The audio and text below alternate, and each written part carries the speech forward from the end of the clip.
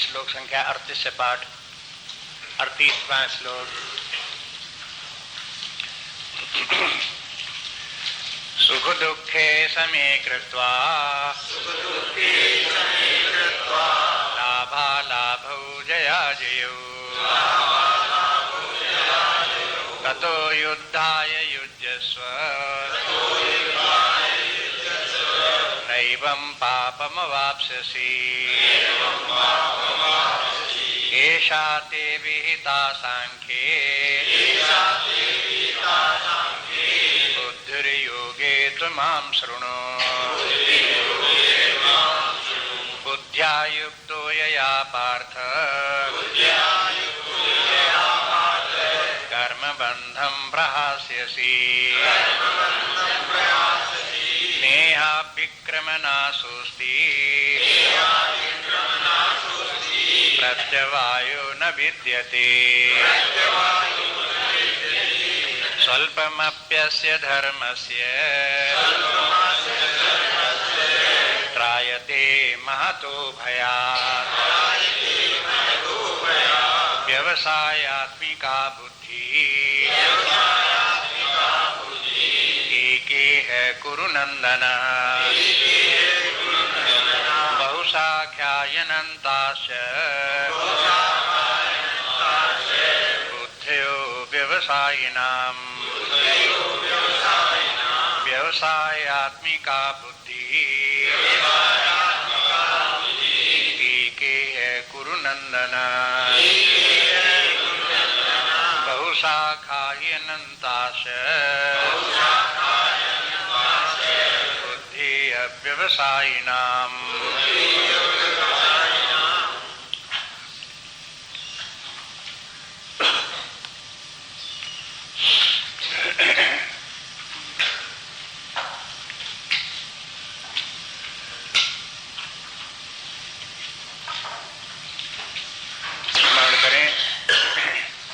कि धर्म की क्या सीमाएं हैं और धर्म से भी ऊपर उठ करके निष्काम कर्मयोग क्यों करना चाहिए। धर्म की जो सीमाएं हैं, कमजोरियां हैं उसकी, वो निष्काम कर्मयोग में नहीं है। निष्काम कर्मयोग भी धर्म ही है, धर्म से हट करके कुछ नहीं है, लेकिन धर्म का आचरण व्यवहार इस प्रकार से करें जिससे कि धर्म की कमियां जो है उसमें न रह जाएं। धर्म के जो दोष हैं वो निष्काम कर्मयोग में नहीं रह जाते। एक प्रकार से धर्म से भी, माने सकाम धर्म बोलते उसको, सकाम धर्म से निष्काम धर्म कहीं अधिक श्रेष्ठ है। और उसमें फिर वो धर्म के अंतर्गत आने वाले जितने दोष हैं वो दोष उनमें नहीं रह जाते। इनको खूब अच्छी तरह याद रखेंगे तभी निष्काम कर्मता आएगी, नहीं तो आती नहीं है लोगों को।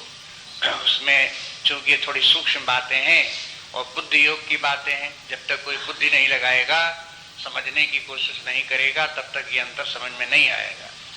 जब सावधान होकर के बुद्धि को सतर्क करके देखे तब समझ में आएगा। पहली बात तो कि धर्म से मुक्ति प्राप्त नहीं होती, स्वर्ग तक प्राप्त हो सकता है, आवागमन चालू रहेगा। दूसरी बात ये कि धर्म व्यक्ति को स्वर्ग तक ले जा करके आगे फिर जाने में बाधा डालता है, लेकिन निष्काम कर्म में ये दोष नहीं है, वो उसको आगे बढ़ाता हुआ परमात्मा तक ले जाता है आगे। तीसरी बात यह है कि धर्म का आचरण यदि विधि विधान पूर्वक न किया जाए तो फिर उसमें दोष भी लगते हैं। जितना ही उससे लाभ होता है हानि भी हो सकती है, लेकिन निष्काम कर्म योग में हानि होने की संभावना नहीं, जो कुछ होगा लाभ ही लाभ होगा। इसके बाद चौथी बात क्या देख रहे थे कि धर्म का जो कार्य है वो बहुत करो, परिश्रम बहुत करो, समय बहुत लगाओ, धन बहुत लगाओ तो उससे थोड़ा लाभ है। लेकिन निष्काम कर्मयोग में थोड़ा निष्काम कर्मयोग करने से लाभ ज्यादा है। 4 बातें हो गई। अब 5वीं एक उससे भी ज्यादा महत्वपूर्ण बात इस श्लोक बता रहे हैं। हाँ? 5वीं बात क्या है कि निष्काम कर्मयोग में बुद्धि की एकाग्रता आ जाती है। धर्म तक सीमित रहने वाले व्यक्ति की बुद्धि में एकाग्रता नहीं आती। एकाग्रता का अर्थ क्या है, इसको समझने की कोशिश करें। एकाग्रता यही नहीं कि आप काम में जो पढ़ने बैठे तो मन उसी तरफ लग गया, एकाग्रता हो गई। एकाग्रता अनेक प्रकार की है, उसको एकाग्रता को देखो समझो। जब अनेक कामनाएं व्यक्ति की होती हैं तो बुद्धि एकाग्र नहीं होती है। जब सब कामनाएं छोड़ करके लक्ष्य एक हो जाता है तब बुद्धि एकाग्र हो जाती है। ये लक्ष्य की दृष्टि से एकाग्रता है। किसी व्यक्ति को लौकिक वस्तुएं बहुत सी प्राप्त करनी है, मकान भी चाहिए, परिवार भी चाहिए, धन भी चाहिए, यश भी चाहिए, कीर्ति भी चाहिए और दुनिया की तमाम सवारियां वारियां ये वो तमाम चीजें चाहिए। तो ये जब बहुत चीजें चाहिए तो उसके लक्ष्य कौन सा है? अनेक लक्ष्य है, ये भी हो, वो भी हो, वो भी हो। जब लक्ष्य अनेक, कामनाएं अनेक होंगी, लौकिक कामनाएं, तो उनके लक्ष्य भी उसी कामना के अनुसार अनेक होंगे। और अनेक लक्ष्य वाले व्यक्ति की बुद्धि एकाग्र नहीं होती। बुद्धि की एकाग्रता कैसे आवे? कि जब इन सब लौकिक कामनाओं को छोड़ो, एक परमात्मा को प्राप्त करने की कामना करो। परमात्मा की प्राप्ति की कामना मन में आ गई तो बुद्धि एकाग्र हो गई। लौकिक जीवन में भी जहां व्यक्ति की अनेक कामनाएं होती हैं तो व्यवहार में उसे सफलता प्राप्त नहीं होती। अगर उसकी एक ही कामना हो, संसारी कामना भी एक ही हो और उसी के पूरा करने के लिए लगे तो उसकी कामना पूरी हो सकती है। जब अनेक कामनाएं होती हैं तो उनको प्राप्त करने में व्यक्ति की शक्ति विभक्त हो जाती है। ध्यान दो, ये भी चाहिए, वो भी चाहिए, ये भी करो, वो भी करो, वो भी करो, तो उसकी शक्ति विभक्त हो गई। जब शक्ति विभक्त हो जाएगी तो फिर उसे जो भी काम करेगा वो अधूरा होगा, पूरी शक्ति के द्वारा नहीं होगा। और जब तक किसी कार्य को पूरी शक्ति लगा करके न करो तब तक उसमें सफलता मिलती नहीं है। देखो ये नियम है कि नहीं है? ये संसार बहुत दिन की बात है, 40 साल पहले की बात होगी, 50 साल पहले की बात होगी। एक बार एक संत आए तो उनके यहाँ संत जी के दर्शन करने के लिए, स्वामी थे, महात्मा थे, उनके दर्शन करने के लिए पास गए। वहाँ 4-5 लोग और भी बैठे हुए थे। एक युवक आया, एक खंडेलवाल थे, उन्होंने एमए की परीक्षा पास की। उसके बाद स्वामी जी के पास आए, प्रणाम किया। स्वामी जी ने पूछा क्या चाहते हो, क्या है? कहा कि स्वामी जी हम ये चाहते हैं कि एमए हमने पास कर लिया, अब हम आगे बढ़ने के लिए कहीं हम इंग्लैंड, अमेरिका, जर्मनी कहीं वहाँ चले जाएं, उसका साधन कुछ बन जाए। तो उसके लिए हमने लिखा है, पत्र वगैरह लिखे हैं, आपका आशीर्वाद हो तो फिर वहाँ हमारा चयन कहीं हो जाए। स्वामी जी ने कहा ठीक बात है, लेकिन उन्होंने ये श्लोक सुना दिया। कौन सा? व्यवसायात्मिका बुद्धि एके कुर्नंदना बहुशाखायनन्तास्य बुद्धि अव्यवसायी नाम। और कहा कि देखो तुम एकमात्र यही कामना रखना कि हमें विदेश जाना है आगे की पढ़ाई के लिए। अगर तुमको यहाँ कहीं नौकरी मिलने लगे, कोई यहाँ व्यवसाय मिलने लगे, कोई यहाँ और प्रलोभन मिलने लगे तो उसे एक्सेप्ट मत करना और अपना सारा जितना जो है वो हो उसी की तरफ ध्यान रखना। अगर ऐसा करोगे तो तुमको सफलता प्राप्त हो जाएगी। चाहे तुम इसे हमारा आशीर्वाद समझना और चाहे गीता का उपदेश समझना और चाहे तुम अपना पुरुषार्थ समझना। देखो तीनों बातें इसमें है। यही संत का आशीर्वाद है, यही गीता माता का उपदेश है और यही व्यक्ति के लिए पुरुषार्थ है। जब वो व्यक्ति सही मार्ग से नहीं चल करके गलत बात से चलता तो पुरुषार्थ उसका काम नहीं करता। नियम पूर्वक, विधान पूर्वक कार्य करता तो उसका पुरुषार्थ कार्य करता है। इसीलिए कहते हैं पुरुषार्थ करो लेकिन संतों का आशीर्वाद प्राप्त करो। आशीर्वाद संतों का और कुछ नहीं, जो गीता का आदेश है वही संतों का आशीर्वाद है। इसलिए उन्होंने यही श्लोक सुना दिया। इस श्लोक का तात्पर्य कि चाहे भौतिक जीवन में सफलता चाहो, परमार्थ में चाहो, बुद्धि की एकाग्रता रखो। एक लक्ष्यता, एकाग्रता के माने एक लक्ष्यता। एकाग्रता बहुत प्रकार की आपने सुनी होगी कि बुद्धि एकाग्र ध्यान करने बैठे एकाग्र बुद्धि हो गई। अरे वो तो एकाग्रता अनेक प्रकार की है। लेकिन शास्त्र जो कहते हैं मुख्य एकाग्रता जो व्यक्ति की है वो लक्ष्य की एकाग्रता है। आप एक अपना लक्ष्य चयन कर लो, चाहे लौकिक हो चाहे पारलौकिक हो, चाहे इस प्रकार का हो चाहे उस प्रकार का हो, जो भी लक्ष्य हो उसका चयन करो और उसी में स्टिक करो, उसी में जुट लगो, उसको छोड़ो नहीं। उस लक्ष्य के प्रति स्वामी शिवानंद जी एक शब्द का प्रयोग करते हैं, लीच लाइक टेनेसिटी। उस लक्ष्य के प्रति लीच लाइक टेनेसिटी, जोंक की तरह लग जाओ उसमें, बात छोड़ो नहीं उसको। इस प्रकार से जब व्यक्ति को होगा तब उसे लक्ष्य की प्राप्ति होगी, सफलता प्राप्ति सब।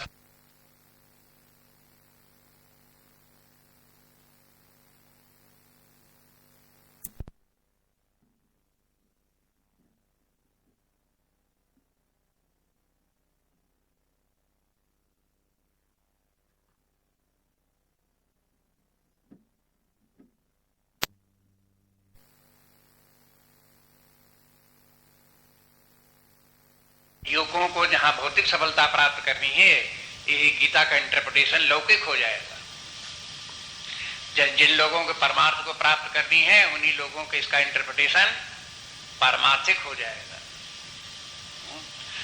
इसलिए जो सत्य है उसको समझो, जो नियम है उस नियम को समझो। जब तक व्यक्ति जो है वो धर्म का पालन कर रहा है तो उसके लक्ष्य की एकाग्रता नहीं है। देखो तीन तो यही है, स्वर्ग है, यश कीर्ति है, भौतिक सुख है, और फिर भौतिक सुख के अनेक है, उसके रूप है। तो यहाँ अनेकता है, लेकिन उसके बाद अगर इनकी तीन की कामना छोड़ दे और कोई व्यक्ति अपने धर्म का पालन इस परमात्मा के लिए करे तो बताओ फिर यहाँ पर कितने विभाजन है? एक है वो परमात्मा, एक अद्वय अखंड कैसे बोलते हैं? वहां दूसरे की कोई गुंजाइश ही नहीं है। एक के अतिरिक्त और कहीं कुछ है ही नहीं। अपने आप को भी उसी में समाहित कर दो, अपने पर उसको दो न रखो। जहां दो रखे तो बस वही लक्ष्य की दूरी हो गई, और जहां उस लक्ष्य को प्राप्त करना माने हम और वो सब एक ही, इस स्थिति को पहुंचो। ऐसी अखंडता लाओ, ऐसी अद्वैता लाओ, तब एकाग्रता है। अब इस एकाग्रता को ध्यान में रख करके जो कुछ धर्म का पालन करो, जैसे भी शरीर चलाओ, जैसे भी जीवन चलाओ, जैसे भी व्यवहार चले, लेकिन लक्ष्य ये है, हर बात में आप ध्यान रखेंगे कि उसी लक्ष्य को प्राप्त करना है। जैसे उदाहरण में देखो, आप देखेंगे संसार में लोगों को जब एकमात्र लक्ष्य धन होता है, धन ही चाहिए, धन ही चाहिए, तो कोई भी काम करता है वो तो ये पहले सोच लेता है इससे फायदा कितना होगा, कितना पैसा मिलेगा।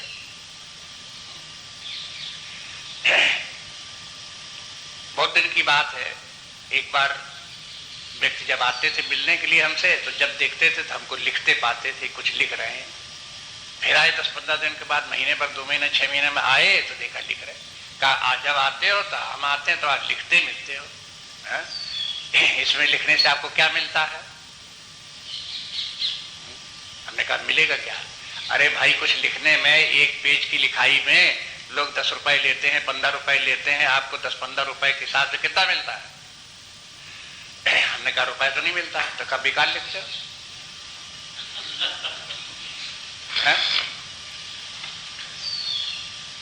माने अगर कुछ लिखाए से कुछ मिले, पैसा मिले तो ठीक लिखना, नहीं पैसा मिलता है तो फिर क्यों लिखते हो? बेकार हो गया, नहीं हो गया? क्यों कि लक्ष्य उनका जो है पैसा ही था। अब उनको बताने कि एक लक्ष्य पैसा होता, सारी दुनिया में पैसा ही लक्ष्य थोड़ा होता, कोई दूसरे लक्ष्य के लिए भी कार्य किए जाते हैं, तब उनको नहीं समझ में आते। फिर और क्या हो सकता है? अरे फिर बेकार की बातें हैं, वो तो कल्पनाएं हैं, वो तो झूठी बातें हैं, सत्य बात तो एक है, पैसे के लिए काम करो। पैसे के लिए काम नहीं करोगे तो फिर क्या होगा? दरिद्री रहोगे, संसार समाज में इज्जत नहीं होगी, मान्यता नहीं होगी, सब लोग धिक्कारेंगे, दूर दूर करेंगे, थोड़ा करेंगे, बेकार कहेंगे, बेइज्जती होगी। बस इज्जत किसमें है? जिसके पास पैसा है।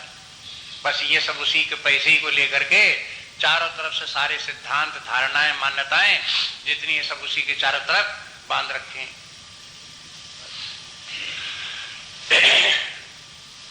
लेकिन धन से भी ज्यादा कुछ और भी है।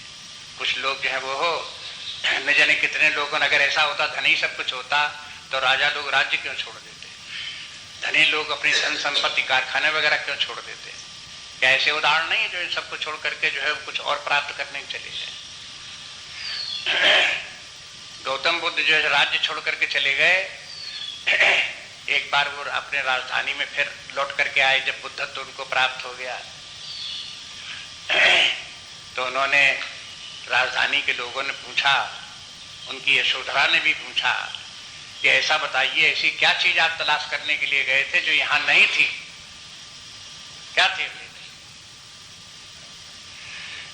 राज्य था, सुख था, धन संपत्ति सब थी, क्या चीज ऐसी यहां नहीं थी जिसके लिए तुम वहां गए?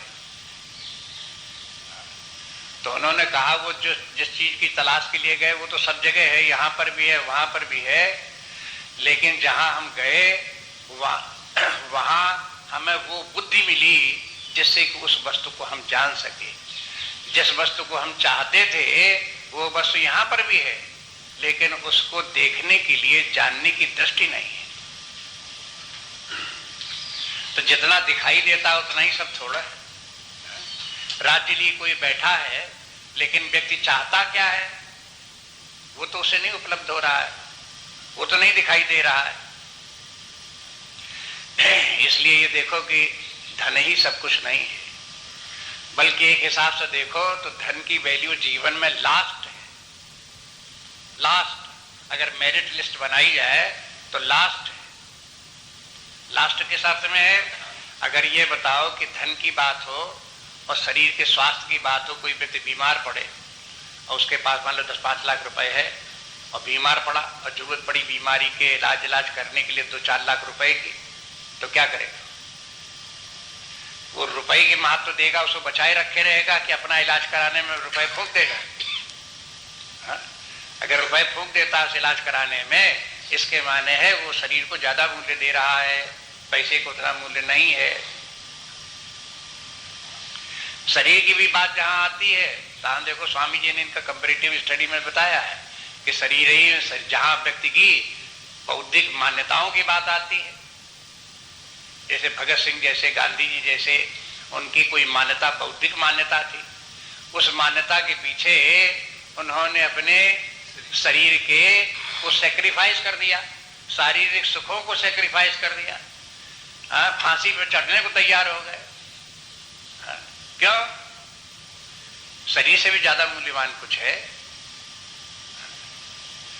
वो जहां व्यक्ति के सामने बात आती है तो पता चलता है कि जीवन में ये जितना ही सूक्ष्म है और जितना ही अंतरतम है, जितना अपने आत्मा के निकट है, अपने आत्म स्वरूपता, उतना ही ज्यादा मूल्य है। जितने हम शरीर से, अपने आत्मा से अलग होते जाते हैं, बुद्धि में आ गए, प्राण में आ गए, शरीर में आ गए, माने दूर होते गए, धन में आ गए, परिवार में आ गए, जितने हम दूर होते गए आत्मा से, उतना ही उनका मूल्य कम है। इसलिए शास्त्र ये सुझाते हैं कि देखो सबसे ज्यादा मूल्य क्या है, उसी को जीवन का लक्ष्य बनाओ जो सबसे अधिक मूल्यवान है। आत्मा परमात्मा सबसे अधिक मूल्यवान वही है, उसी को अपने जीवन का लक्ष्य बनाओ, वहां पर बुद्धि एकाग्र हो जाएगी। अब एकाग्र बुद्धि की जो महिमा है वो धीरे धीरे आती रहेगी, बार बार आप सुनेंगे। जो थोड़ी सी तो बताई, जहां बुद्धि की एकाग्रता है वहीं व्यक्ति में शक्ति का संचय है, शक्ति का अपव्यय नहीं है, शक्ति विभक्त नहीं होती और विभक्त होकर के विनष्ट नहीं होती। अगर लक्ष्य की एकाग्रता है तो शक्ति जो है वो पूंजीभूत बनी रहेगी, इकट्ठी बनी रहेगी और एक ही दिशा में लगेगी और उसमें व्यक्ति को सफलता प्राप्त होगी। इसलिए इस प्रकार की एकाग्रता, लक्ष्य की एकाग्रता व्यक्ति को प्राप्त करने का प्रयास करना चाहिए। दूसरी बात, जब व्यक्ति के सामने कोई महान लक्ष्य होता है तब उसको बहुत ज्यादा शक्ति की जरूरत होती है। अगर उसको छोटे मोटे लक्ष्य हुए तो उसके लिए ज्यादा शक्ति की जरूरत नहीं होती, मनुष्य थोड़े से परिश्रम से भी उसे प्राप्त कर लेता है। और जब कोई महान लक्ष्य होता है तब एक विचित्र बात है, ये शास्त्र ही बताते हैं कि हर व्यक्ति के अंदर अनंत शक्ति विद्यमान है। और जब व्यक्ति का महान लक्ष्य होता है तब उसकी वो अनंत शक्ति उद्घाटित होती है, प्रकट होती है और उसके काम आती है। जिन व्यक्तियों के लक्ष्य तुच्छ हैं उनको ज्यादा शक्ति की जरूरत नहीं पड़ती, तो थोड़ी शक्ति ही उनके अंदर प्रकट भी थोड़ी ही शक्ति होती है और उतनी ही शक्ति से उनका जीवन भी चलता है। आप देखेंगे कि महापुरुषों ने महान बड़े बड़े कार्य किए, कहां से उनको शक्ति प्राप्त हो गई? तो कोई कहे वो तो जनजात ऐसे ही थे, कोई कहेगा ऐसा हो गया वैसा हो गया, परिस्थितियां हो गई, ठिकाना 50 बातें बोलेंगे। लेकिन जब वैज्ञानिक रूप से अनुसंधान करो तो उसमें पता ये लगता है कि उन लोगों ने अपने जीवन में एक लक्ष्य रखा था और उसी लक्ष्य के लिए अपना सारा जीवन जीते रहे और उनका लक्ष्य बड़ा महान था। ऐसा लक्ष्य गुरुदेव तो ये कहते हैं अपना लक्ष्य ऐसा बनाओ जो तुम्हें अपनी हिम्मत के बाहर का दिखाई देता हो। सीख चिल्ली का लक्ष्य बनाओ। जब कोई कहेगा अरे तुम ऐसा लक्ष्य रख तो ये कभी हो सकता है पूरा? कहीं न हो पूरा, हम तो उसके लिए समर्पित हैं। इस जिंदगी में नहीं पूरा होगा, अगले में होगा, अगले में नहीं होगा और अगले में होगा, नहीं होगा तो जिंदगी बाद पूरा होगा, लगे रहेंगे। ऐसे ही गांधी जी भी बोलते थे। उनसे लक्ष्य क्या बनाया कि देश स्वतंत्र होना चाहिए। अब लोगों ने कहा कि आपके ऐसे करने से, जेल जाने से, डंडा खाने से आपका देश स्वतंत्र हुआ जाता, कि न हो जाए। हम लगे रहेंगे सारी जिंदगी और जब दोबारा पैदा होंगे तब फिर यही कार्य करेंगे। कि आपको विश्वास फिर पैदा होगा फिर यही करोगे। हाँ, जिसका जो लक्ष्य होता है जिंदगी में उसको वही अच्छा लगता है। एक जन्म हो चाहे अगला जन्म हो, अगले जन्म में फिर हम यही करें। माने ऐसी दृढ़ता हो लक्ष्य के प्रति कि चाहे एक जन्म हो चाहे अनेक जन्म हो और चाहे असंभव लगता, उस समय यही असंभव लगता। आज तो आप नहीं कह सकते कि वो असंभव था और क्या था क्या नहीं था, लेकिन जिस समय ये आंदोलन चल रहे थे हम देख रहे थे, उस समय जिनकी आयु ज्यादा होगी वो भी देख रहे होंगे उन दिनों में कि लोग बाग साधारण जनता उनको गांधी जी की धिक्कारते थे। कदारे बेवकूफ लोगों के पागल से झंडियां लिए घूमते हैं सड़कों पे, ऐसे कहीं जिनने तो गोलों से लेकर के देश के ऊपर विजय कर रखी है, वो लोग कोई झंडियां देख करके भाग जाने वाले, कोई सफेद टोपियां सिर में लगा लेने से भाग जाने वाले कोई व्यक्ति है? इस प्रकार से थोड़े भाग जाने वाले हैं। देखो कैसे पागलपनी की बातें करते हैं। लेकिन वो अपने उसमें लक्ष्य में, हजार लोग कुछ भी कहते रहे लेकिन वो अपने लक्ष्य में लगे रहे। यही उनकी गलतियां और सफलता की बात नहीं कहते हैं। ये कहते हैं कि जैसा उन्होंने, उनके गुण जो था, उनका जो विशेषता उनकी थी, उसे पहचाननी चाहिए और उसको देखना चाहिए कि व्यक्ति के अंदर लक्ष्य कैसे शक्ति जागृत होती है। गांधी जी ने स्वयं अपने जीवन का लिखा कि जीवन के प्रारंभ काल में वे कैसे थे। एक शब्द प्रयोग करते हैं मीडियोकर।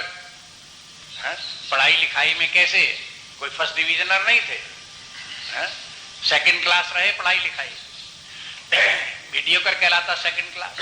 बस वही इसी प्रकार के रहे। समाज में भी उनका जहां स्थान था वो भी कोई बहुत धनी लोगों के बीच में नहीं था, निर्धनों के बीच में नहीं था, हर प्रकार से मीडियोकर थे। लेकिन फिर भी वो देश के ही राष्ट्रपिता, महात्मा, यही नहीं हुए, बात सारे विश्व में उनकी मान्यता हो गई, विश्व प्रसिद्ध, विश्व में एक विशिष्ट स्थान उनको हो गया। ऐसी ऊंचाई को कैसे पहुंच गए? तो ये बात जो है बस लक्ष्य की एकाग्रता है। ये लक्ष्य की एकाग्रता बचपन से सिखाई जानी चाहिए। कभी कभी बचपन में जो होता है व्यक्तियों के तमाम तरफ ध्यान जाता है, ये कर लें वो कर लें, कवि भी बन जाए, लेखक भी बन जाए, वैज्ञानिक भी बन जाए, धनी भी बन जाए, कारखाना भी चला लें, ये भी कर लें, वो 50 तरह की बातें होती हैं और परिणाम ये होता है कि वो व्यक्ति उसकी विभक्त हो जाती है। और जिनमें से किसी व्यक्ति की एक की लक्ष्य की निर्धारिता हो गई, एक लक्ष्य उसमें आ गया, उसी के लिए लग गया, तो उसी में महान कवि भी बन जाते हैं, बहुत बड़े बड़े वैज्ञानिक भी उसी में से निकल आते हैं, बहुत बड़े बड़े इतिहासकार व्यक्ति, इतिहास में जिनके एक स्थान है, ऐसे व्यक्ति भी उसी में से निकल आते हैं, महापुरुष उसी में से। लेकिन वही निकल आते हैं जिनके की लक्ष्य की एकाग्रता है, उसमें दृढ़ता से लगे रहने वाले, बाकी नहीं निकल पाते। बस यही उपदेश जो है ये है इस श्लोक का है। व्यवसायत्मिका माने निश्चयात्मिका। एक देखो इसमें शब्द है व्यवसायत्मिका, ये व्यवसाय के माने प्रोफेशन नहीं है, यहाँ संस्कृत का शब्द है किसका है? निश्चयात्मिका, व्यवसायात्मिका बुद्धि ही। दो प्रकार की बुद्धि, व्यवसायात्मिका बुद्धि, अव्यवसायात्मिका बुद्धि। निश्चयात्मिका बुद्धि अथवा कोई एक लक्ष्य का निश्चय नहीं है, वो उसमें अनिश्चयात्मिका बुद्धि, अव्यवसायात्मिका बुद्धि है। और एक ही है कुरुनंदना, कहते हैं कुरुनंदन जो निश्चयात्मक बुद्धि होती है वो एक होती है, मन एक होती, मन एकाग्र होती है। जब कोई व्यक्ति के जीवन का एक लक्ष्य निर्धारित हो जाता है और निश्चय होता है कि हमें जीवन में यही करना है, तब उसकी बुद्धि एकाग्र होती है। और जो अव्यवसायात्मिका बुद्धि और जिनकी की बुद्धि अव्यवसायात्मिक है, अनिश्चयात्मक है, ये भी चाहिए वो भी चाहिए, ऐसा भी हो जाए वैसा भी हो जाए, तमाम तरफ है, उसका क्या हुआ? बहुशाखा अनंतास्य बुद्धि। ऐसे लोगों की बुद्धि की अनेक शाखाएं होती हैं और हर शाखा में अनेक पुछैया निकली होती हैं। जैसे पेड़ है, एक तना तो एक है, लेकिन शाखाएं उसमें मान लो 3-3 निकल आई, और 3-3 शाखाएं आगे चल करके हर शाखा के 3-3, 4-4 डगरने और निकल आए, और फिर वो आगे बढ़े तो उनके फिर 4-4, 10-10 डगरने और निकल आए। तब कैसा हो गया? जैसा ये पेड़ का रूप जैसा हो जाता है, इसी प्रकार की अगर बुद्धि हुई तो उसके जो है वो अनेक दिशाओं में बुद्धि उसकी फैल जाएगी और उसकी शक्ति जो है वो नष्ट होने लगेगी। पेड़ों के संबंध में भी लगाने वाले व्यक्ति कभी कभी पेड़ का परवरिश करते हैं तो ये कहते हैं कि देखो इसमें तमाम शाखाएं निकल आई, देखो इधर भी उधर, थोड़ा छांट दो, इसका इधर छांट दो, इसका छांट दो, तो क्या होगा कि इसकी जितनी शक्ति आ रही है वो छटी हुई बाकी जो शाखाएं बचेंगी उन्हीं में वो शक्ति लगेगी। नहीं तो तमाम शाखाएं बनी रहेंगी तो कुछ इसका पोषण करने वाला तत्व इधर भी चला जाए, कुछ इधर भी चला जाए, कुछ इधर भी चला जाएगा और बढ़ेगा नहीं पेड़। इसमें इस प्रकार से सोच करके उसकी छटाई करते रहते हैं। इसी प्रकार से व्यक्ति को चाहिए अपने जीवन में नाना प्रकार की जो कामनाएं आती रहती हैं उनकी छटाई करता रहे। नहीं छटाई करेगा तो परिणाम ये होगा कि फिर उसकी शक्ति चारों तरफ विभक्त हो जाएगी और किसी काम का नहीं रह जाएगा, कोई सफलता नहीं दिखाई दी, सारा जीवन बीत गया। लेकिन अगर उसको कैलकुलेशन करो कि जीवन में क्या किया, तो जैसा एक दिन बता रहे थे, क्या रिजल्ट निकलेगा कि पेट भरने के लिए कमाते रहे और कमाते इसलिए रहे कि पेट भर जाए। पेट क्यों भरते रहे? कि भाई कमाना भी है। कमाना क्यों है? क्योंकि पेट भरना। और आगे क्या किया? कमाने पेट भरने के आगे जीवन में कुछ किया नहीं, बस इस प्रकार की स्थिति जीवन में बनी रही। इसलिए कहते हैं कि यह है एकाग्रता लाओ। और देखो भगवान के कहने का मतलब यह है, संकेत इस प्रकार से प्रसंग जो चल रहा है वो धर्म से ऊपर उठने की बात का है। इसलिए भगवान का कहने का तात्पर्य यह है कि आप इन्हीं की 3 की कामनाओं में मत पड़े रहो, धर्म की सीमा ही मत पड़े रहो, इससे ऊपर उठो और अपने जीवन का लक्ष्य परमार्थ बनाओ। आत्मज्ञान, परमात्म ज्ञान, उसकी प्राप्ति करने का अपना जीवन का लक्ष्य रखो।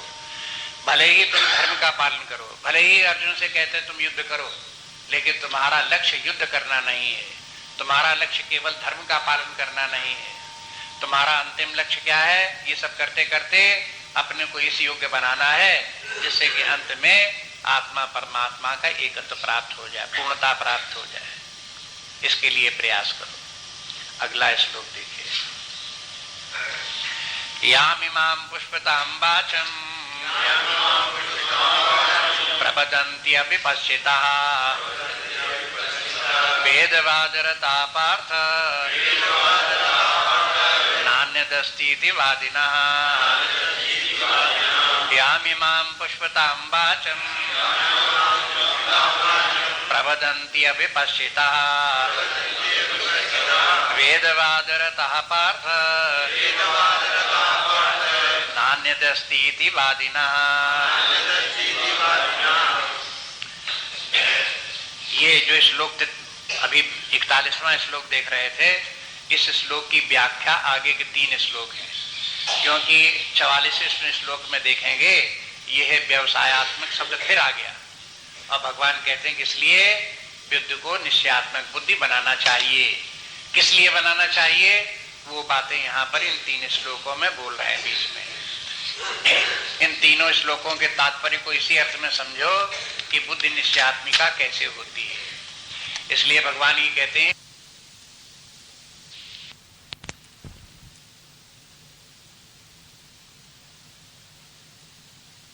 पूर्व मीमांसा में, उत्तर मीमांसा में आता है आरण्यक और उपनिषद। जो लोग पूर्व मीमांसा के पक्षधर हैं, कर्मकांड के, जैसे जैमिन हो गए, उन्होंने पूर्व मीमांसा के ऊपर भाष्य लिखा, धर्मशास्त्र उन्होंने रचना की, तो ऐसे लोग वेद को केवल पूर्व भाग जो है उतने ही मात्र को वेद मानते हैं। उसके उत्तर भाग में जहां पर की कर्मादि की निंदा की गई है, धर्म की कमजोरियां बताई गई हैं, उस आरण्यक भाग को और उपनिषद भाग को वो प्रामाणिक नहीं मानते। वो कहते हैं वो वेद नहीं है। वो क्या है? वो तो बाद में वेद में जोड़ दिया गया है। असली वेद इतना ही है जिसमें कि देवताओं की प्रार्थनाएं हैं और धर्म का निरूपण है कि धर्म क्या है, अधर्म क्या है, स्वर्ग नरक इत्यादि क्या है, देवता क्या है, यज्ञ क्या है, किन कामनाओं के लिए कौन से यज्ञ इत्यादि करने चाहिए। बस इतना कर्मकांड वाला भाग जो है, पूर्व वाला भाग, उतना ही वेद है। और जब वेद शब्द बोला जाता साधारण रूप में, तब उसी के लिए बोला जाता है। और जब वेद का उत्तर भाग बोलना होता है, ज्ञान मीमांसा वाला, तब उसे वेदांत कहते थे। वेद के साथ एक और शब्द जोड़ते हैं, वेदांत। वेदांत के माने वेद का उत्तर भाग, उपनिषद भाग। इसलिए वेदांतो नाम उपनिषद प्रमाणम। बोले कि वेदांत की परिभाषा क्या है कि उसके लिए उपनिषद, जहां उपनिषद ही उसका प्रमाण है, उसी का नाम वेदांत है। अब देखो, इसमें दो प्रकार के फिर मत हो गए। एक कर्मकांड वाला मत हो गया, एक ज्ञान कांड जहां परमात्मा को प्राप्त करना है। तो पूर्व मीमांसा वाले कर्मकांड वाले व्यक्ति क्या करते हैं? वे ये कहेंगे कि देखो, उन्हीं के संबंध बोलते हैं कि देखो उनकी बुद्धि छोटी बुद्धि है, वो केवल कर्मकांड तक की बात को बोलते हैं और उसी की बड़ी प्रशंसा करते हैं। और वो उत्तर वाला भाग जो है, जहां पर आत्मज्ञान परमात्म ज्ञान प्राप्त करना है, मुक्ति इत्यादि प्राप्त करना है, उसकी सबकी अवहेलना करते हैं, उपेक्षा करते हैं, या उसकी निंदा भी करते हैं। ऐसे लोग हैं। तो भगवान कहते हैं कि देखो उनका मत ठीक नहीं है। ऐसे लोग हैं, भगवान उनकी तरफ संकोच करते हैं, उनसे सावधान रहो, उनकी बातों में मत फंस जाओ। यामिमाम पुष्पताम वाचम प्रभवन्ति अविपश्चिता वेदवाद रता। ये वेदवाद रता शब्द संज्ञा यही है, सब्जेक्ट यही है वाक्य का। यहां से करो, वेदवाद रता पुष्पिताम वाचम प्रवदन्ति, ऐसे बोलो। जो वेदवाद रत हैं ये लोग पुष्पिताम वाचाम माने मीठी मीठी बातें करते हैं। जैसे हिंदी में बोलते हैं मीठी मीठी बातें करना, ऐसे ही संस्कृत बोलते हैं पुष्पिताम वाचम। पुष्पिताम माने दिखाऊ बातें, उसमें फल नहीं है, फूल ही फूल दिखाई देते हैं, रंग बिरंगे फूल की बातें करते हैं, इसलिए कहते हैं पुष्पिताम वाचम। कौन? वेदवाद रता। अब वेदवाद रता के माने, वेद के माने संपूर्ण वेद नहीं है, बता दिया। वेद के माने केवल कर्मकांड वाला भाग जो वो वेद रह गया। वेद को समझ लो, यहाँ से वेद का जो है ये, यहाँ से यहाँ तक जितना ये सब वेद की शिक्षा है। ये हो गया कर्मकांड वाला पूर्व मीमांसा, और ये हो गया उत्तर मीमांसा हो गई। तो जो बस इसको जो है जो निग्लेक्ट करते हैं, इतने तक ही सीमित हैं, वे लोग धर्म की प्रशंसा करेंगे, स्वधर्म की, सामान्य धर्म की, और फिर कहेंगे देखो धर्म का कार्य करो, इससे करने से क्या होगा, भौतिक सुख प्राप्त होगा, यश कीर्ति होगी, स्वर्ग होगी, इस प्रकार की बातें बोलेंगे। और उनकी अपने अपने स्थान पर उनकी बात ठीक भी है। वे बोलते किनको है? वे बोलते हैं इन लोगों के बीच में। अगर जो अधर्म में प्रवृत्त हैं, जो धर्माधर्म का जिनको विवेक नहीं है, उनको क्या शिक्षा दोगे? उनको ये कहोगे कि भाई तुम्हें अधर्म के द्वारा तुम जो चाहते हो मिलने वाला नहीं है, तुम्हें भौतिक सुख मिलने वाला नहीं है, तुम भौतिक सुख के लिए कार्य करो, धर्म का पालन करो, तुमको जो है स्वर्ग प्राप्त करना है तो तुम जो है स्वर्ग प्राप्त करो, वहां तुम्हें सुख मिलेगा। अधर्म में चलोगे तो क्या नरक चले जाओगे, वहां तुमको दुख होगा। इस प्रकार से बोलते हैं। यहां तक बोलना तो उनकी बात ठीक है, धर्म की जो प्रशंसा करनी चाहिए, अधर्मी व्यक्तियों के मन में धर्म का प्रतिस्थापना करने की कोशिश करनी चाहिए।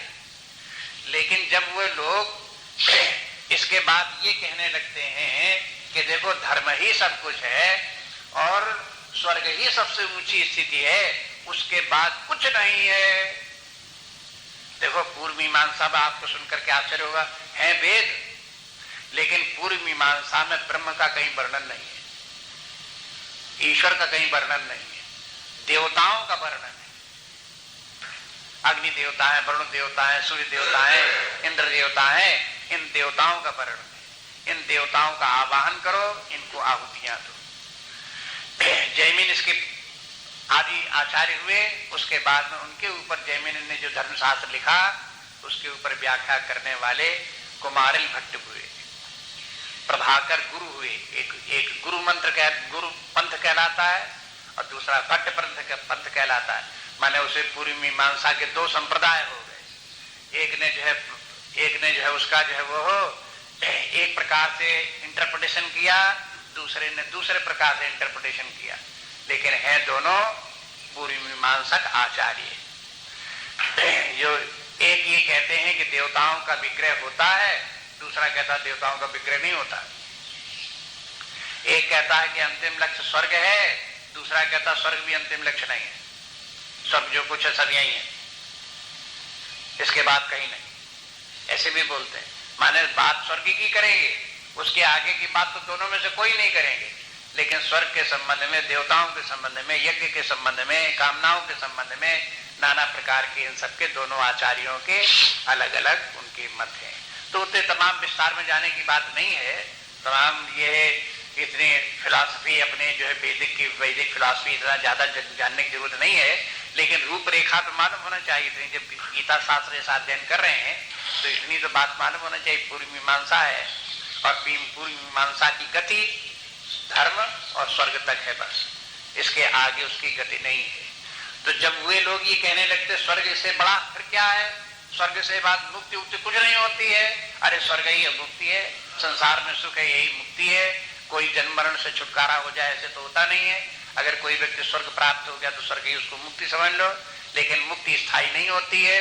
स्वर्ग में जितने दिन रहे तब तक मुक्ति है, स्वर्ग से बाद उसके बाद वहां से पुण्यों का भोग समाप्त हो गया, फिर मृत्यु लोक में आ गए। तो ऐसे तो मुक्त लोगों को भी सही धारण करना पड़ता है, फिर इस प्रकार से भोगते रहते हैं। यही उनकी जो है, तो ऐसे लोग जो है इनको वेदवाद रता, ये शब्द कोई अच्छा नहीं है। वेदवाद रता मैंने वेद को मानने वाले तो ठीक है, लेकिन वेद माने कि कर्म कांड के ही चक्कर में फंस गए हैं, वो लोग ऐसा बोलते हैं। तो जब कहे कि वेदवाद के चक्कर में फंस गए हैं तब तो कोई शब्द अच्छा नहीं हुआ ना। इसलिए वेदवाद रता शब्द जो हो कोई उनकी प्रशंसक नहीं है, उनका प्रशंसा नहीं करते हैं, बल्कि उनकी दुर्बलता दिखाते हैं कि उनकी बुद्धि अभी उनकी बुद्धि कमजोर है, पूरा ज्ञान समझ उनको नहीं है। ऐसे लोग यामिमाम पुष्पताम वाचम प्रवदंती, उन्हीं के लिए अविपश्चिता कह दिया। विपश्चित के माने बुद्धिमान ज्ञानी व्यक्ति, और अविपश्चिता के माने जो अज्ञानी हो। तो वेदवाद रता अविपश्चिता, ये वेदवाद रत वाले व्यक्ति जो कर्म को ही धर्म को ही सब कुछ मानने वाले हैं, ये अविपश्चिता हैं। और फिर बोले कि ये है मीठी मीठी बातें करते हैं। मीठी मीठी बातें करने के माने क्या, अरे भाई तुम देखो पुण्य कार्य करोगे, यज्ञ करोगे तो तुम्हें स्वर्ग प्राप्त होगा, और स्वर्ग देखो तुम बहुत सुंदर है, वहां पर बड़ी सुख की बात है, वहां कल्प वृक्ष है, वहां कामधेनु है, आप जो मांगो सो मिल जाएगा, आपको वहां कोई परिश्रम नहीं करना पड़ेगा, भागदौड़ नहीं करनी पड़ेगी, आप जिस प्रकार की कामना करोगे वही सब तुम्हें वहां प्राप्त हो जाएंगे। वहां सब प्रकार के सुख है। अब जिसको भी कामना करते ही भौतिक सुख प्राप्त हो जाए, बता उसके सुख का ठिकाना है, कितना सुख उसको होगा। अब ऐसे करके उसकी प्रशंसा करेंगे तो स्वर्ग ही एक ऐसा है जहां पहुंच करके मन अपने इच्छित सुखों को प्राप्त कर सकता है। तो ऐसे करके वो बड़ी प्रशंसा स्वर्ग की करते हैं, लेकिन इनकी जो है बुद्धि अल्प बुद्धि है। कहते हैं वेदवादता पार्थ नान्य दस्ती वादिना, नान्य दस्ती की वादना माने इसके अतिरिक्त और कहीं कुछ नहीं है। इसके किसके अतिरिक्त, धर्म और धर्म के द्वारा प्राप्त होने वाले ये तीन फल, बस इसके आगे कुछ नहीं। इसके आगे सीमा, आगे दीवार के आगे दिखाई नहीं देता कि आगे भी कुछ है, बस यहीं तक उनकी दृष्टि जाती है, उसके आगे दिख नहीं जाती। नान्य दस्ती, कुछ नहीं इसके आगे, परमात्मा है ही नहीं, ब्रह्म है ही नहीं।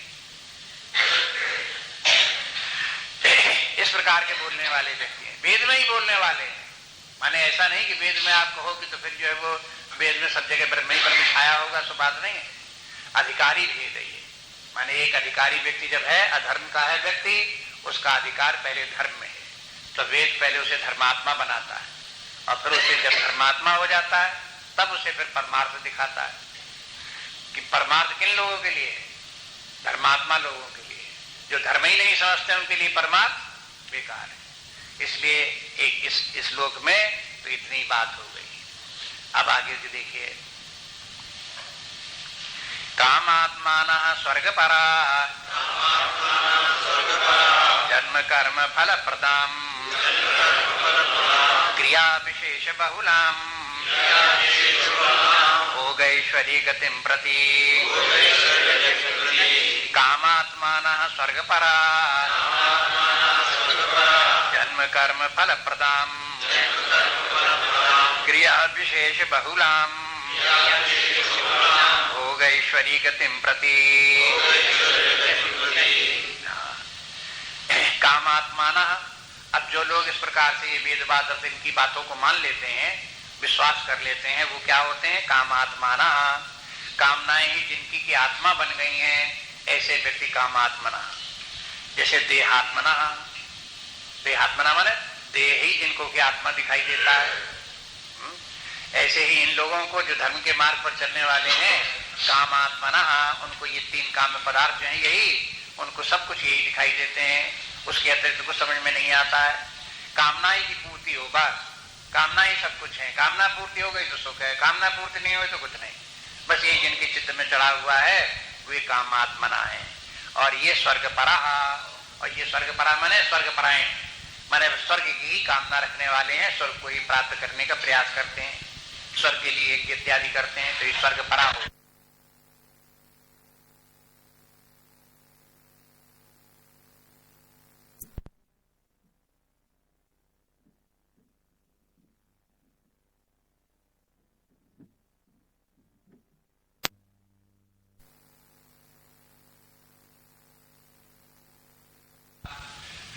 जैसे आगे चलेंगे, तद्बुद्धि तदात्माना तन्निष्ठा तत्परायण, परमात्मा के परायण, परमात्मा परा, परमार्थ कहेंगे परमात्मा परा हो, और ये क्या कहेंगे कि स्वर्ग परा।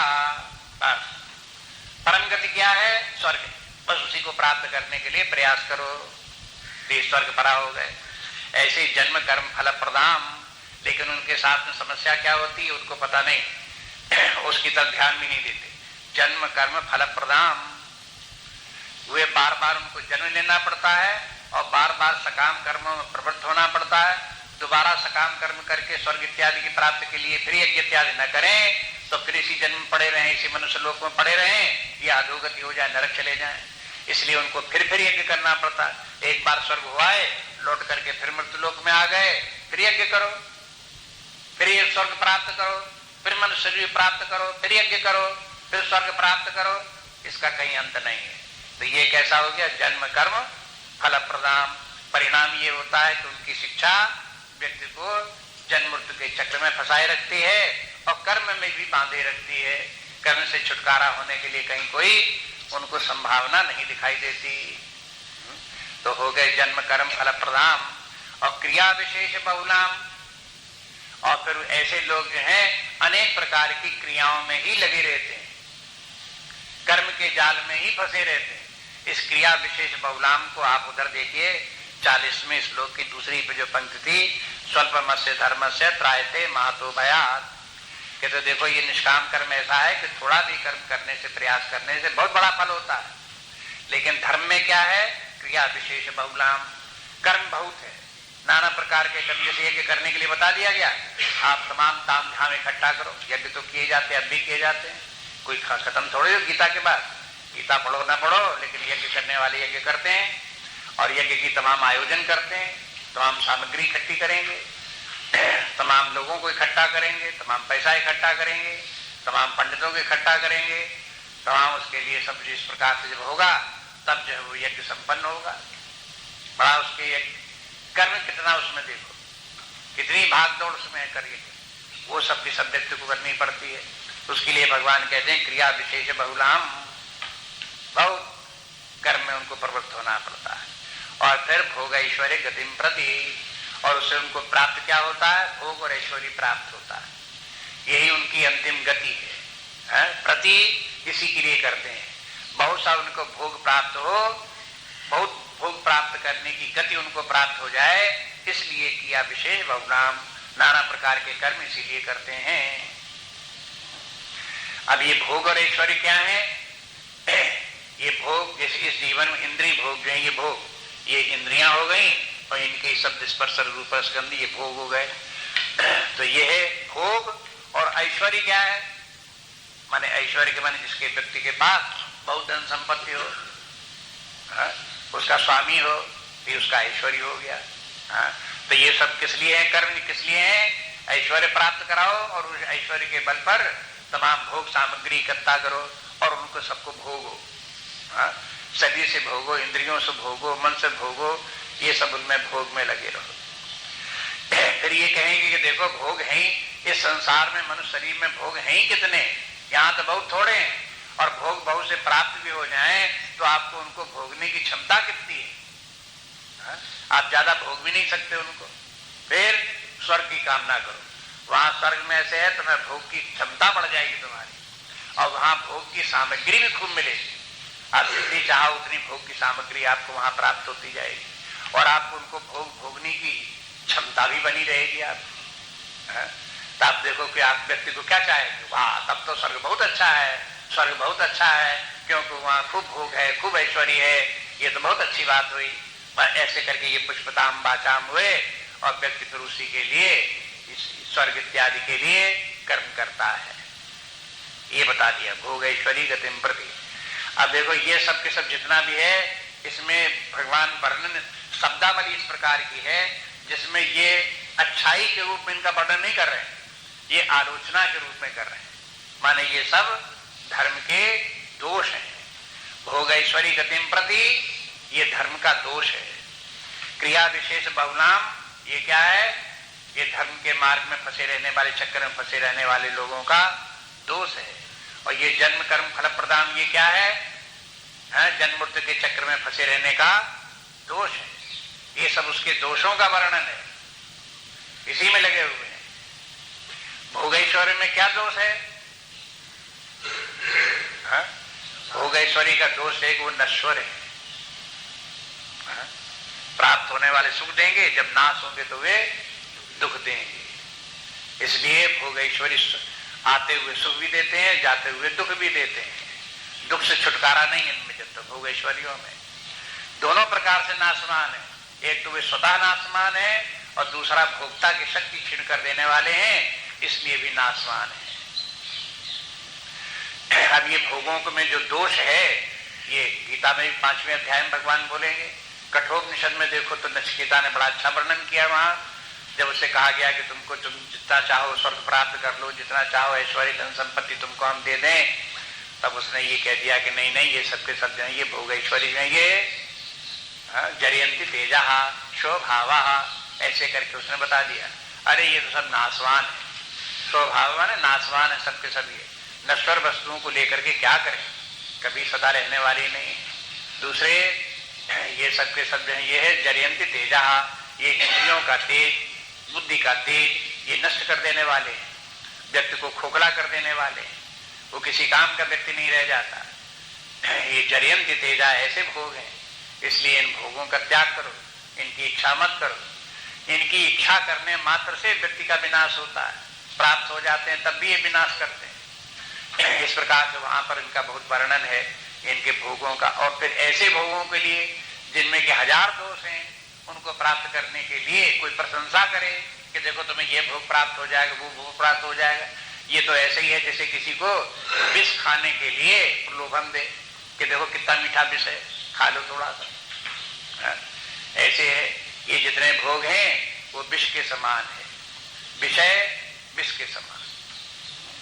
अब वो विषय का प्रलोभन देते हैं और फिर खाना पड़ता है विष, और उसका विष का जो परिणाम होता है वो भी भोगना पड़ता है जीवन। इसलिए कहते हैं भोगैश्वर्य गतिम प्रति। एक श्लोक और देखिए, भोग ऐश्वर्य प्रसक्तानां दया परहत चेतसाम व्यवसायात्मिका बुद्धि समाधौ न विधीयते। भोग ऐश्वर्य प्रसक्तानां दया परहत चेतसाम व्यवसायात्मिका बुद्धि समाधौ न विधीयते। भोग ऐश्वर्य प्रसक्तानां, जो लोग भोग और ऐश्वर्य में प्रसक्त हैं, प्रसक्त माने लिप्त हैं, उन्हीं की कामना करते हैं, उन्हीं में डूबे हुए हैं, तो कहते हैं इनमें दोष क्या है? तो एक, वैसे तो ये सब विनाशी है, और दूसरा दोष है, एक दोष ये भी है कि तया अपहृत चेतसाम, उसके द्वारा उनकी बुद्धि नष्ट हो जाती, चेतना उनकी, चेतना माने बुद्धि है, ये भोग ऐश्वर्य उसकी बुद्धि का हरण कर लेते हैं। बुद्धि का हरण क्या लगते हैं कि उनकी बुद्धि उन्हीं भोग ऐश्वर्य में लगी रहती है। और जब भोग ऐश्वर्य में लगी रहेगी तब क्या होगा? तब बुद्धि एकाग्र नहीं हो सकती। व्यवसायात्मिका बुद्धि न विधीयते, उनकी बुद्धि व्यवसायात्मिका नहीं हो पाती, निश्चयात्मिका नहीं हो पाती। जो पिछला श्लोक था उसको 41वें श्लोक में जो व्यवसायात्मिकता था, तो यहाँ बताया कि लोगों की व्यवसायात्मिका एकाग्र बुद्धि क्यों नहीं होती? क्योंकि भोग ऐश्वर्य प्रसक्ता नाम, क्योंकि उनकी बुद्धि भोग ऐश्वर्य में प्रसक्त है। और ये एक बहुत इंपॉर्टेंट सब्जेक्ट बने, ये है क्या नाम है पॉइंट, ये खूब अच्छी तरह से याद रखना चाहिए। भोग ऐश्वर्य प्रसक्ता नाम व्यवसायात्मिका बुद्धि न विधीयते, क्योंकि जब कोई व्यक्ति ध्यान करने बैठेगा तब वो परमात्मा में उसका चित्त जब नहीं लगेगा तो एकाग्रता नहीं आई, तो वो पूछेगा कि हमारा मन एकाग्र नहीं होता, भगवान में नहीं लगता है। तो उसका उत्तर शास्त्र क्या बताते हैं कि देखो भोग ऐश्वर्य प्रसक्ता नाम और व्यवसायात्मिका बुद्धि न विधीयते, ये जो भोग ऐश्वर्य हैं ये तुम्हारी बुद्धि का हरण कर ले गए हैं। कहाँ हरण कर ले गए? वो तुम्हारे हृदय से अपनी बुद्धि को यहाँ हृदय से ले आए और लेकर के निकाल के शरीर के बाहर इन जगत में यहाँ भटका रहे हैं। और यहाँ जब तक आपकी बुद्धि अटकी रहेगी तो बताओ यहाँ कहाँ एकाग्रता है? यहाँ तो 5-5 विषय वैसे ही है, और फिर 5-5 विषयों के बाद में फिर धर्म, कीर्ति भी है, स्वर्ग भी है। इस प्रकार से अनेकता यहाँ पर है, यहाँ पर एकाग्रता कहीं नहीं है। और जो लोग ध्यान में एकाग्रता नहीं ला पाते हैं उनका कारण यही है कि उनकी बुद्धि भोग ऐश्वर्य प्रसक्ता नाम है। वो जानते हो न जानते हो, अगर इस बात के ऊपर विश्वास करके, भगवान की बात को विश्वास करके अपनी एनालिसिस करें, अपने भीतर देखने की कोशिश करें, तो उनको पता लग जाएगा कि यही बात है। जब ध्यान के समय मन इधर उधर जाए तो उठ करके व्यक्ति को सोचना चाहिए हमारा मन कहाँ गया है? जहां जाए उसको नोट कर लो, फिर ध्यान करने बैठो। जहां मन जाए उसको उठो, उसके बाद फिर नोट कर लो। 4-6 दिन इस प्रकार से करो और उस लिस्ट को देखो कि जहां जहां आपका मन गया है, फिर देखो कि वहां मन क्यों गया है, क्या अटैचमेंट आपका वहां कुछ है, कुछ मूल्य बुद्धि आपकी वहां है, कुछ वहां भोग ऐश्वर्य प्रसक्ता नाम तो नहीं है, है? खोजो वहां पर।